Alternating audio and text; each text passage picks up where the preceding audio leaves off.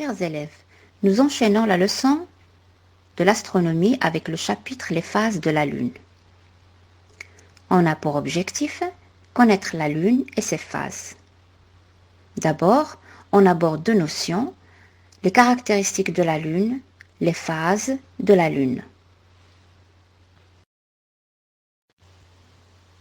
Alors, la Lune est un objet céleste. Qu'est-ce que c'est un objet céleste? Ça veut dire un objet spatial qui est dans l'espace, qui orbite autour permanent de la Terre suivant une orbite presque circulaire. Est le seul satellite naturel permanent de la Terre. Il est considéré comme le 5e plus grand satellite naturel du système solaire et le plus grand des satellites planétaires par rapport à la taille de la planète autour de laquelle elle orbite.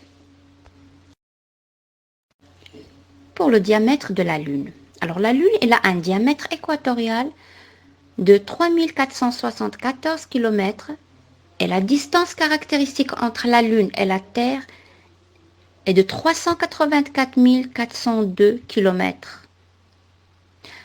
Et sa température? La température de surface maximale est de 123 degrés Celsius. Celle minimale est de moins de 133 degrés Celsius. Il faut reconnaître aussi que la Lune n'est pas une source primaire. Ça veut dire la Lune n'est pas une étoile. Elle ne produit pas la lumière. Mais elle réfléchit celle qu'elle reçoit du Soleil. Elle renvoie les rayons solaires. Posons la question, combien de temps la Lune fait sa révolution autour de la Terre? C'est-à-dire, combien de temps faut-il pour la Lune pour faire un tour autour de la Terre? Enfin, la période de révolution de la Lune autour de la Terre est de 29 jours. Alors cette valeur est aussi égale à la période de rotation de la Lune sur elle-même, ce qui entraîne que la Lune dirige la même face vers la Terre. Ensuite, les phases de la Lune.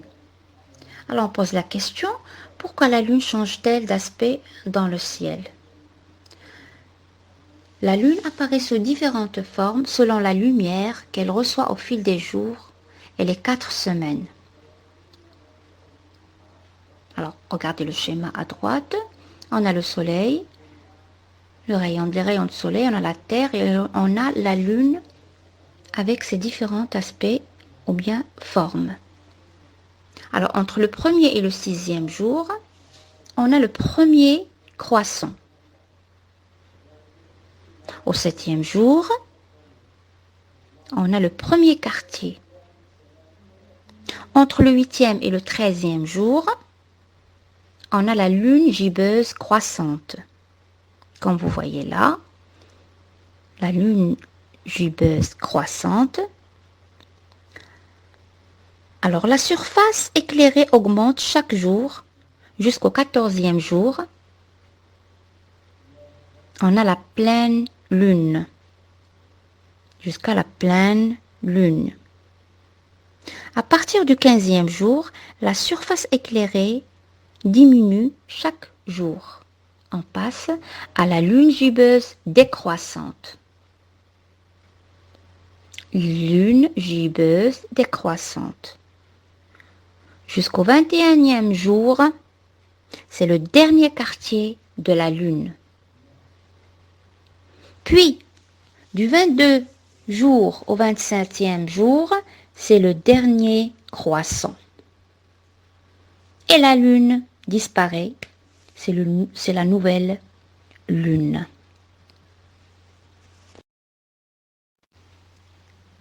Retenons, la Lune est le satellite naturel de la Terre. Elle tourne autour de la Terre en un mois, qui équivaut aux 29 jours environ, la durée d'une lunaison, suivant une orbite presque circulaire. Deuxièmement, la Lune met le même temps à tourner autour de la Terre. Durant toutes les 4 semaines, la Lune passe d'un croissant jusqu'à la pleine Lune. Et inversement, c'est ce qu'on appelle les phases. Troisièmement, la Lune n'émet pas de lumière. Elle réfléchit celle qu'elle reçoit du Soleil qui l'éclaire.